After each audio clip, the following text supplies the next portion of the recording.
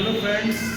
Hello friends, आज हम लोग अपना जो प्रोग्राम चल रहा था टारगेट यूपीटीजीटी 2020-21 साइंस सब्जेक्ट के लेकर उस साइंस सब्जेक्ट की विषय वस्तु में हम लोग विमेय विश्लेषण के बारे में चर्चाएं कर रहे थे।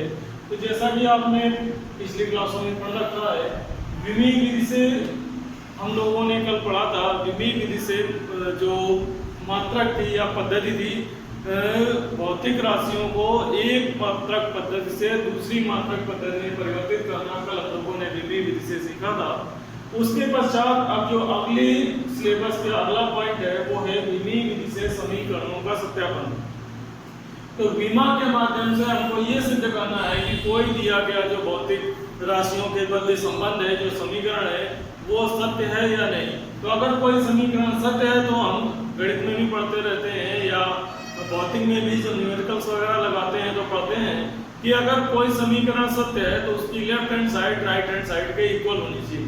यानी कि अगर किसी भौतिक राशि का जो समीकरण दिया गया है उस भौतिक राशि में लेफ्ट हैंड साइड की विमा और राइट हैंड साइड की विमा दोनों के मान समान होते हैं तो हम क्या कहते हैं कि वो जो दिया गया समीकरण है वो सत्यापित होता है, वो सत्य होता है। तो चूंकि हम लोग विमा के बारे में पहले ही डिस्कशन कर चुके हैं, विमा की चर्चा के बाद हम विमेय विधि से समीकरणों का सत्यापन करेंगे।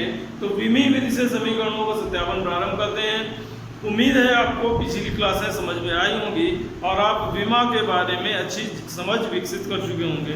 क्योंकि हमारा काम क्या है, केवल विमेय चर्चा के माध्यम से आपसे जो सिलेबस आप पहले पिछली कक्षाओं में पढ़ चुके हैं उनको केवल डिस्क्राइब करना, उनको केवल और केवल क्या करना है, रिवाइज करना है। तो हम लोग ज़्यादा डिटेल में नहीं जाते हैं, हम लोग केवल उन्हीं बातों पर चर्चा करते हैं जिन बातों को, समीकरणों को या जिन कथनों को सिलेबस में कहा गया है अथवा सिलेबस के अनुसार हमारे लिए महत्वपूर्ण है।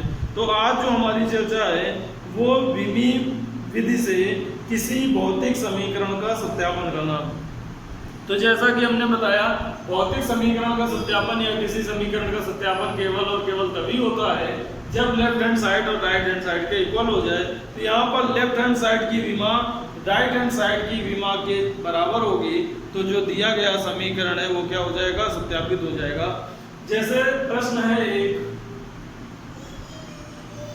क्वेश्चन है, विमा विधि से या विमा रीति से V बराबर U प्लस AT। इस समीकरण के बारे में सब लोग जानते हैं, गति का प्रथम नियम है। तो गति का जो प्रथम समीकरण है V बराबर U प्लस AT, विमा रीति से V बराबर U प्लस AT को सत्यापित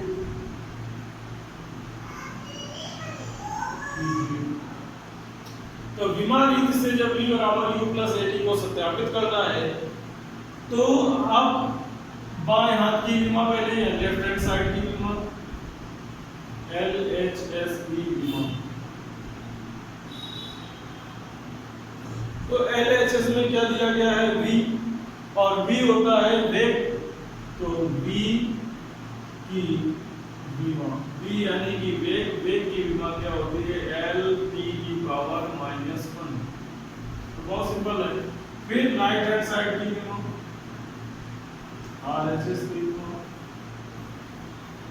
तो RHS में क्या है, U प्लस AT की विमा।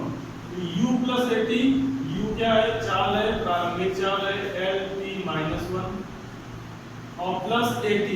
तो A क्या होता है, त्वरण होता है, LT-2 और समय की होती है T।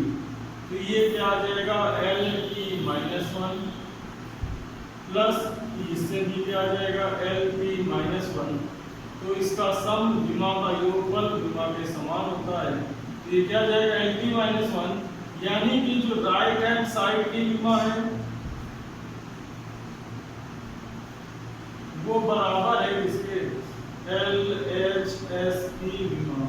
तो ये इसका क्या हो गया, सत्यापन। मेरे ख्याल से बात आपको समझ में आ गई होगी। इसमें कोई बहुत बड़ा रॉकेट साइंस नहीं है, सिंपल सी बात है कि लेफ्ट हैंड साइड की विमा अगर राइट हैंड साइड की विमा के इक्वल होगा तो वो क्या हो जाएगी, दोनों समीकरण या समीकरण का क्या हो जाएगा, सत्यापन हो जाएगा। एक क्वेश्चन और सत्यापन का कर लेते हैं। सत्यापन के पश्चात कुछ विमा की सीमाएं हैं उनकी चर्चा होगी और इसके बाद हम पहुंच जाएंगे अदिश और सदिश राशियों के बारे में चर्चा करने। तो नेक्स्ट है इसके बाद कि एक समीकरण दिया गया है आपको,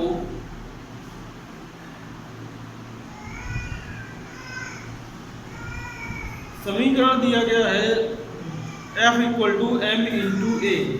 तो F बराबर है m इंटू ए। इसमें हमें इसका विमी विधि से क्या करना है, सत्यापन करना है। तो F बराबर m इंटू ए जब हम लिखते हैं, बल का सूत्र होता है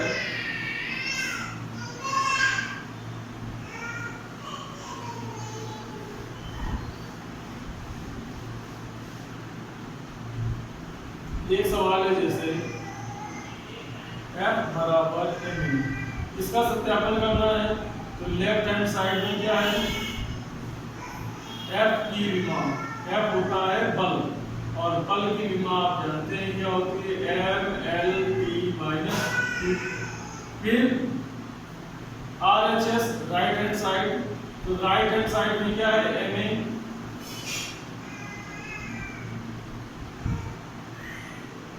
MA की विमा, MA की विमा क्या होती है, M की विमा होती है M, मास की विमा M होती है और त्वरण की विमा होती है LT माइनस 2। तो ये क्या आ जाएगा, mLT माइनस 2, यानी कि राइट हैंड साइड की विमा बराबर है लेफ्ट हैंड साइड की विमा। हो गया, सिंपली कुछ नहीं है खास। और एक करना चाहे तो एनर्जी का होता है फॉर्मूला, काइनेटिक एनर्जी जो होती है आपकी क्या होती है, हाफ mv²। तो गतिज ऊर्जा का सूत्र होता है 1/2 mv²। जब लेफ्ट हैंड साइड की बात करेंगे तो लेफ्ट हैंड साइड में काइनेटिक एनर्जी की विमा, तो ऊर्जा की विमा क्या होती है, m L² T माइनस 2। ऊर्जा की विमा होती है mL² T minus 2। Right hand side 1/2 mv² की विमा। तो हम ये जानते हैं जो न्यूमेरिकल वैल्यू होती है वो विमा रहित होती है। m की विमा हो जाएगी m, वेग की विमा होती है LT माइनस 1 और इसका होल स्क्वायर। तो सॉल्व करने पर आ जाएगा mL² T माइनस 2। यहाँ पर भी वही चीज है, राइट हैंड साइड की विमा लेफ्ट हैंड साइड के इक्वल है। तो ये विमी विधि से क्या हो गया, समीकरणों का सत्यापन हो गया। बहुत ही सिंपल कॉन्सेप्ट है इसका, केवल हमको इसके लिए क्या होना चाहिए, विमाओं के बारे में जानकारी होनी चाहिए। तो इस टॉपिक का केवल और केवल एक उद्देश्य यही है कि अगर आपके पास विमा के बारे में, डायमेंशंस के बारे में बेसिक नॉलेज है तो आप इस सवाल को आसानी से कर सकते हैं। अब लास्ट में कुछ 2-3 पॉइंट्स हैं उनको आप नोट कर लीजिए, जिससे ये विमा विश्लेषण का जो टॉपिक है वो समाप्त हो जाएगा। जैसे यहाँ पर हमने देखा ये जो 1/2 था, ये एक तरह का कांस्टेंट था, स्थिरांक था। तो ये जो कांस्टेंट्स होते हैं इनकी विमा नहीं होती है। तो सबसे पहले लिख लीजिए, हेडिंग है हमारी विमीय विश्लेषण की सीमाएं, लिमिटेशंस ऑफ डायमेंशनल एनालिसिस। विमीय विश्लेषण की सीमाएं।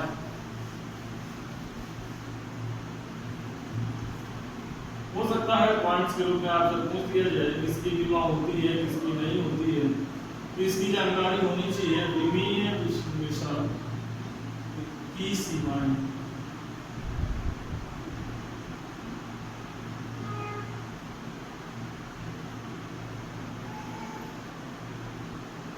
तो विमीय विश्लेषण की सीमाएं क्या है, नंबर फर्स्ट, पहली सीमा है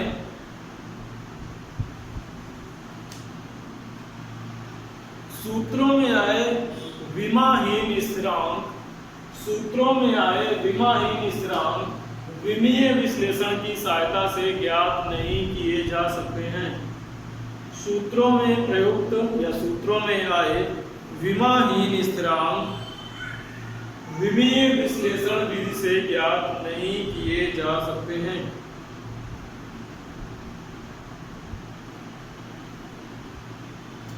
नंबर 2, यदि कोई यांत्रिक भौतिक राशि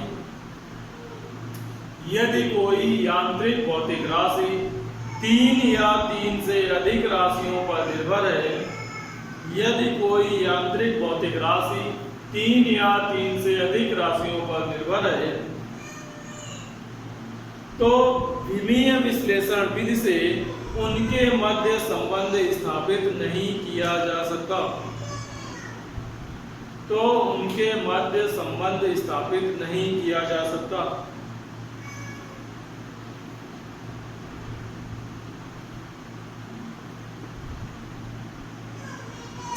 नंबर 3, इस विधि से त्रिकोणमितीय स्थिरांक या त्रिकोणमितीय अनुपात इस विधि से त्रिकोणमितीय अनुपात कौन होते हैं? Sine theta, cos theta, tan theta, cosec theta, sec theta, cot theta, ये सब क्या है? त्रिकोणमितीय अनुपात, चर घातांकी कौन सी होती है? एक्सपोनेंट्स बोलते हैं, e की पावर x, log ex, इस तरह की जो वैल्यू है इनके मान भी नहीं निकाले जा सकते हैं। चर घातांकी और लघुगणकीय, ये होता है चर घातांकी, इसको कहते हैं लघुगणकीय आदि पद वाले समीकरणों का विश्लेषण नहीं किया जा सकता। तो इस विधि से त्रिकोणमिति यानी कि साइन थीटा, कॉस थीटा, इनको नहीं सॉल्व किया जा सकता है, चर घातांकी की नहीं हो सकती है, और लॉग आदि पद वाले समीकरणों का विश्लेषण नहीं किया जा सकता है, परंतु इनका सत्यापन किया जा सकता है, इनकी सत्यता की जांच की जा सकती है।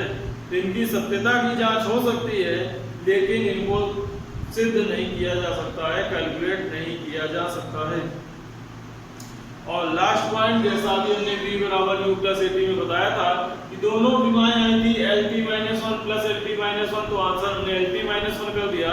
यहाँ जोड़ और घटाने का कोई अंतर नहीं होता।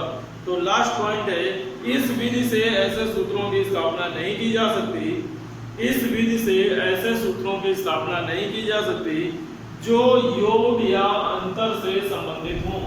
इस विधि से ऐसे सूत्रों की स्थापना नहीं की जा सकती जो योग या अंतर से संबंधित हों, जो योग या अंतर से संबंधित हों। जैसे v बराबर u प्लस at, v बराबर u प्लस at,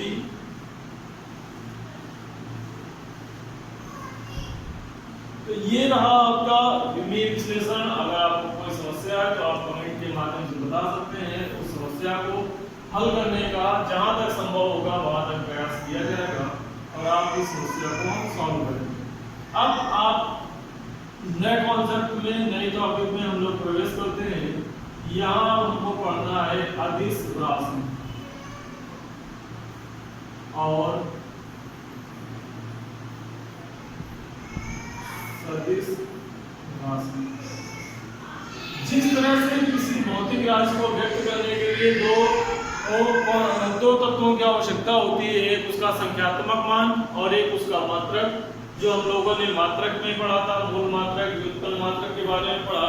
तो वहां मैंने बताया था आपको कि किसी भौतिक राशि को व्यक्त करने के लिए एक तो संख्यात्मक मान होना चाहिए, एक मात्रक होना चाहिए।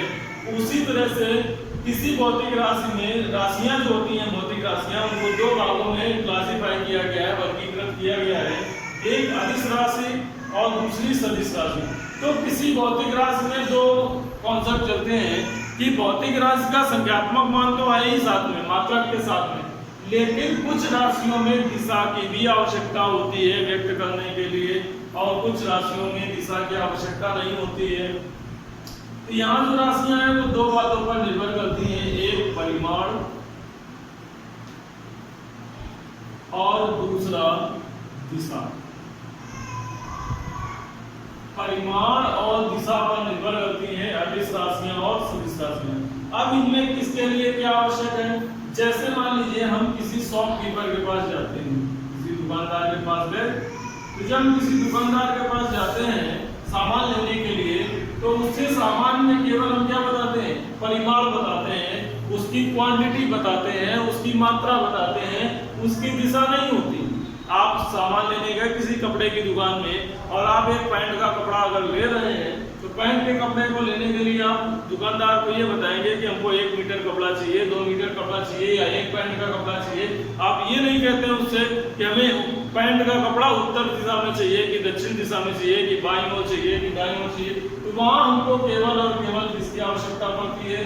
परिमाण की आवश्यकता पड़ती है। तो ऐसी भौतिक राशियां जिनको केवल परिमाण की सहायता से व्यक्त किया जाता है, केवल परिमाण की आवश्यकता होती है, दिशा की नहीं होती है, उन भौतिक राशियों को हम क्या कहते हैं? अदिश राशियां कहते हैं। अदिश राशि में परिमाण की आवश्यकता होती है लेकिन दिशा की आवश्यकता नहीं होती है।